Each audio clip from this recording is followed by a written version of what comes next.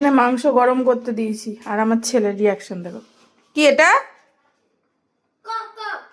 তুই খাবি না?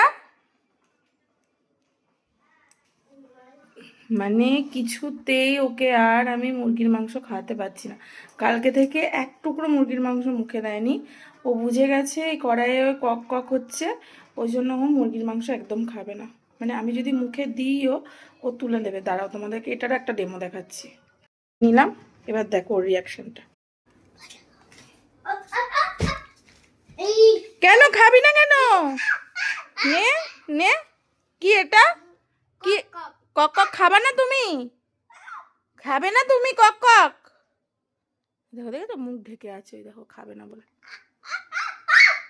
ও যেহেতু খাবে না আমাদেরও গেল খাওয়া। এটা আর খাওয়াবে না, মানে এটা লাস্ট আনলাম আমাদের বাড়িতে, আনার পর এটাই লাস্ট আমাদের রান্না হবে।